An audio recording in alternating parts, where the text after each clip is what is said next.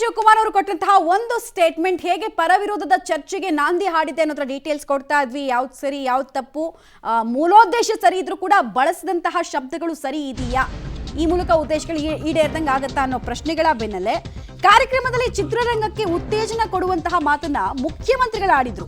CM ಭಾಷಣವನ್ನ overtake ಮಾಡಿ ಕಲಾವಿದರಿಗೆ DK Shivakumar warning ಮಾಡಿರುವುದು ಕೂಡ ಇದೇ ಕಾರ್ಯಕ್ರಮದಲ್ಲಿ.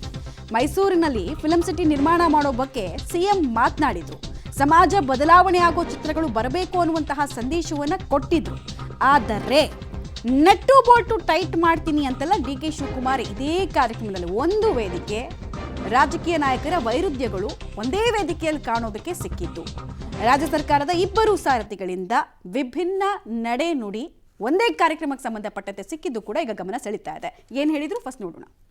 ಮೈಸೂರು ನಗರದ ಹತ್ರ ಒಂದು 12 ಕಿಲೋಮೀಟರ್ ದೂರದಲ್ಲಿ ಫಿಲ್ಮ್ ಸಿಟಿ ಮಾಡ್ತಾ ಇದ್ವಿ.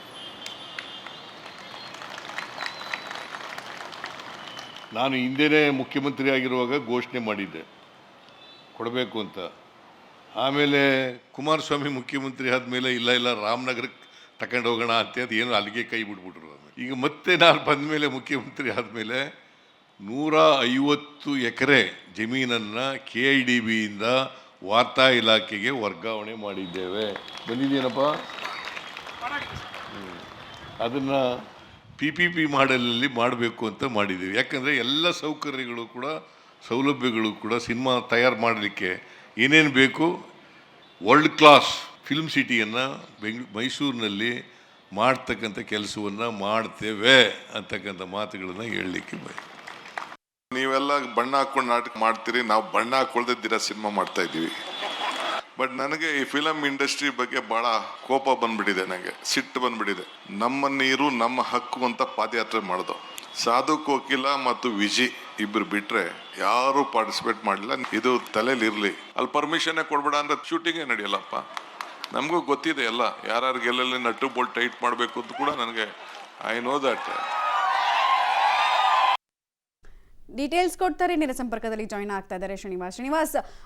ಒಂದೇ ಪಕ್ಷದಲ್ಲಿ ಇದ್ದಾರೆ ಅಂದ ಮಾತ್ರಕ್ಕೆ ಇಬ್ರು ಒಂದೇ ಅಭಿಪ್ರಾಯವನ್ನ ಇಶ್ಯೂಗಳಲ್ಲಿ ಇಟ್ಕೊಳ್ಬೇಕು ಅನ್ನೋದು ತಪ್ಪಾಗತ್ತೆ. ಬಟ್ ಒಂದೇ ವೇದಿಕೆ ಸರ್ಕಾರದಿಂದ ಆಯೋಜನೆ ಆಗಿರುವಂತಹ ವೇದಿಕೆಯಲ್ಲೂ ಕೂಡ ಎರಡು ವೈರುಧ್ಯಗಳು ಕಾಣೋದಕ್ಕೆ ಸಿಗೋದು ಅತ್ಯಪರೂಪ ಅಂತ. ಮಮತಾ, ಹೌದು. ಯಾಕೆಂದ್ರೆ ಸಿದ್ದರಾಮಯ್ಯನವರು ಇದೇ ಮೊದಲಲ್ಲ, ಅನೇಕ ಕಾರ್ಯಕ್ರಮಗಳಲ್ಲಿ ಕೂಡ DK ಶಿವಕುಮಾರ್ ಅವರು ಇದೇ ಮೊದಲಲ್ಲ, ಅನೇಕ ಕಾರ್ಯಕ್ರಮಗಳಲ್ಲಿ ಆ ಕಾರ್ಯಕ್ರಮ ಏನಿತ್ತೋ ಅದನ್ನು ಹೊರತುಪಡಿಸಾಗಿ ಮಾತನಾಡಿರುವಂಥ ಉದಾಹರಣೆಗಳು ಕೂಡ ನಮ್ಮ ಮುಂದೆ ಇದೆ. ಆದರೆ ಸಿದ್ದರಾಮಯ್ಯನವರು ಹಾಗಲ್ಲ. ಯಾವ ಕಾರ್ಯಕ್ರಮ ಇರ್ತಾರೋ ಅದಕ್ಕೆ ಪೂರಕವಾದಂತಹ ಮಾತುಗಳನ್ನು ಸಿದ್ದರಾಮಯ್ಯನವರು ಆಡ್ತಾರೆ. ಆದರೆ ಮೊನ್ನೆ ಆದಂತಹ ಚಿತ್ರೋತ್ಸವ ಕಾರ್ಯಕ್ರಮದಲ್ಲಿ DK ಶಿವಕುಮಾರ್ ಅವರ ಮಾತು ಈಗ ವಿವಾದಕ್ಕೆ ಕಾರಣವಾಗಿರುವಂಥದ್ದು. ಬಹುತೇಕ ಪರ ವಿರೋಧ ಚರ್ಚೆಗಳು ಪ್ರಾರಂಭವಾಗ್ತಿದ್ದಾವೆ. ಮೇಕೆದಾಟು ಅನ್ನುವಂಥದ್ದು ಸಹಜವಾಗಿ ಅದು ಕಾಂಗ್ರೆಸ್ ಚಿಹ್ನೆಯಲ್ಲಿ ನಡೆದಂತಹ ಪಾದಯಾತ್ರೆ.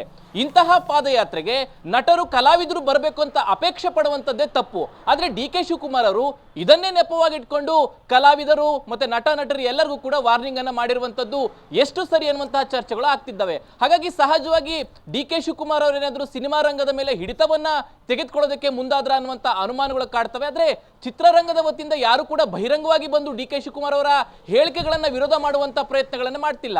ಅವ್ರಿಗೆ ಸಹಜವಾಗಿ ಒಂದು ಭಯ ಇರುತ್ತೆ, ಮುಂದೆ ಏನಾಗುತ್ತೋ, ಯಾವ್ದಾದ್ರು ಫಿಲಿಂಗಳಿಗೆ ಶೂಟಿಂಗ್ಗಳಿಗೆ ಅವಕಾಶ ಕೊಡದೆ ಹೋದ್ರೆ, ಫಿಲಿಂ ರಿಲೀಸ್ ಮಾಡ್ಲಿಕ್ಕೆ ಅವಕಾಶ ಕೊಡದೆ ಹೋದ್ರೆ ಸರ್ಕಾರದ ವತಿಯಿಂದ ಅನ್ನುವಂತಹ ಭಯ ಇರಬಹುದು. ಆದ್ರೆ ರಾಜ್ಯದ ಮಟ್ಟದಲ್ಲಿ ಮಾತ್ರ DK ಶಿವಕುಮಾರ್ ಅವರ ವಿಚಾರ ಏನು ವಾರ್ನಿಂಗ್ ಕೊಟ್ಟಿರುವಂತಹ ವಿಚಾರಗಳು ದೊಡ್ಡ ಮಟ್ಟದಲ್ಲಿ ಚರ್ಚೆಗೆ ಕಾರಣವಾಗಿರುವಂತದ್ದು. Mamata, right. Thank you Srinivas, ತಮ್ಮ ಎಲ್ಲ ಮಾಹಿತಿಗಾಗಿ ಧನ್ಯವಾದ. ಬಟ್ ಆ ಥರ ಧಮಕಿ ಹಾಕಿದ್ದಾರೆ ಅಂತ ಅಂದುಕೊಂಡ್ರೆ ಧಮಕಿನೇ, ಅದು ಸಮರ್ಥನೆಗಿಳಿದ್ರೆ ಸಮರ್ಥನೆ, ಹಾಗೇ ಇದೆ ಇದು.